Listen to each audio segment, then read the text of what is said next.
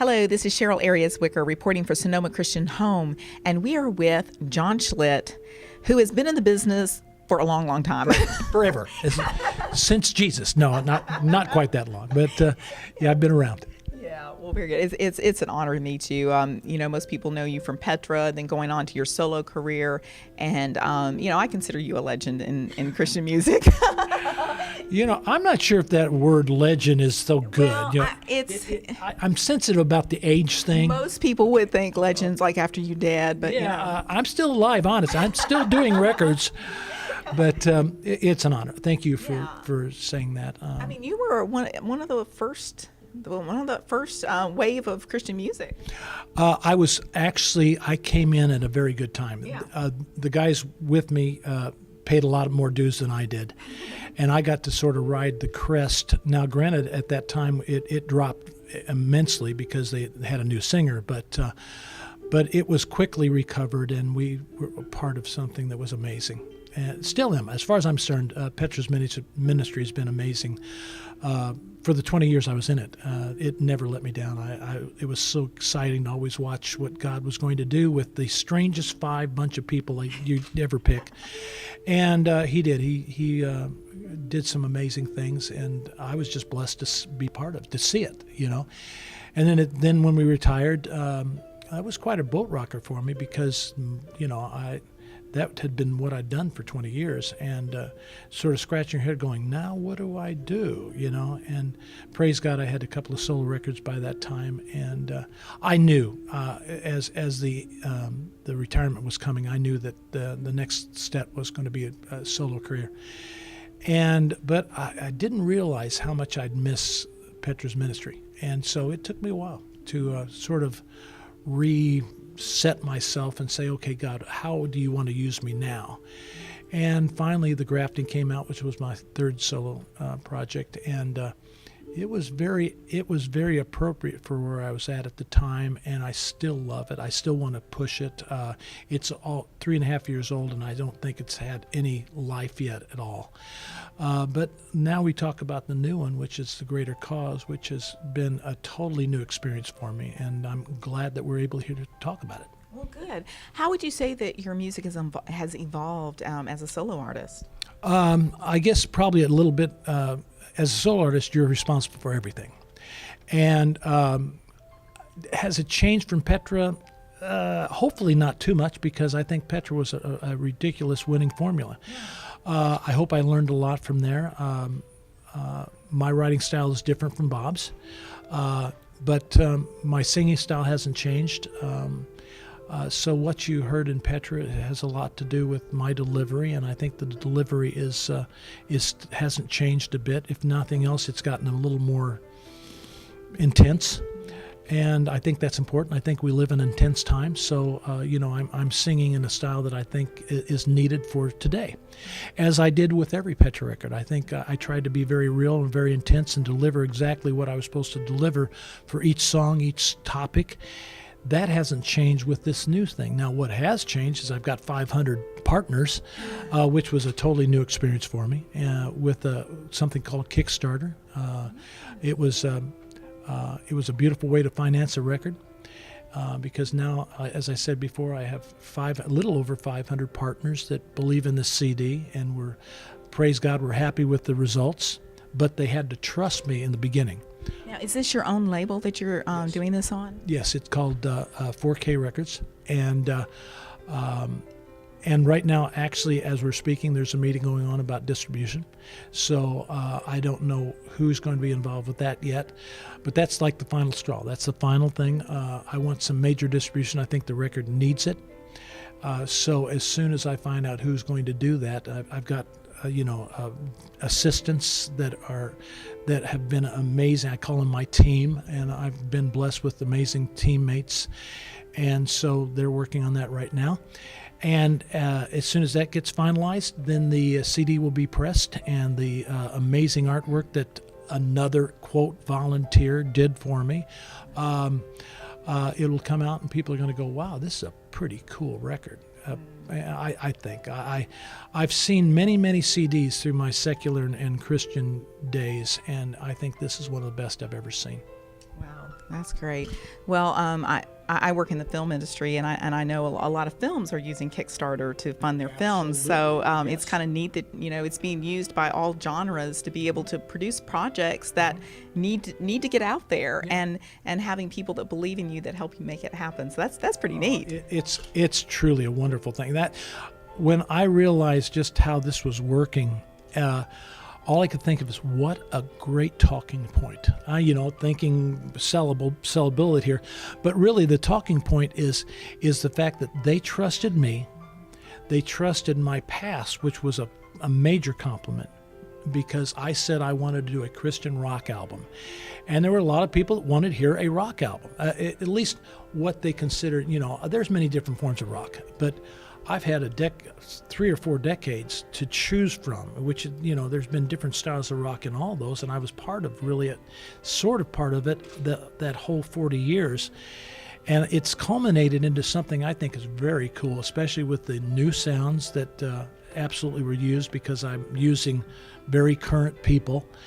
But they totally related to my style, because retro's in now, and I'm the perfect example of retro. I am retro. So they were very excited about being part of it, and it just culminated into something very, very cool. Yeah, well, it's great to kind of like come back into style again. Yeah. Hey, here's a secret: just be around forever, and you will be cool sooner or later. Trust me.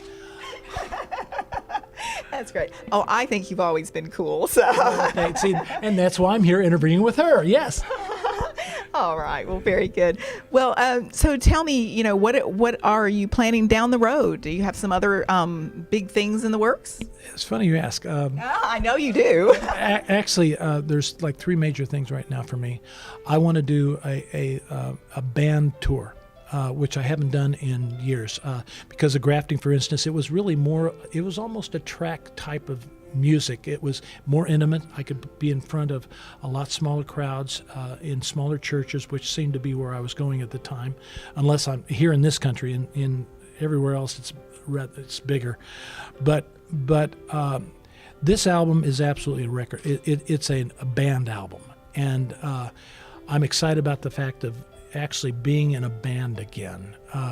It was very easy to do track dates by yourself, just go out on your own, not have to deal with attitudes, not have to deal with different moods and stuff. And selfishly, I was out there, having it pretty easy. But this one, I want to deal with, I want to present it in a bigger way. So that's my goal at this moment, getting it pressed, getting the CDs to my partners first, and then to the rest of the world.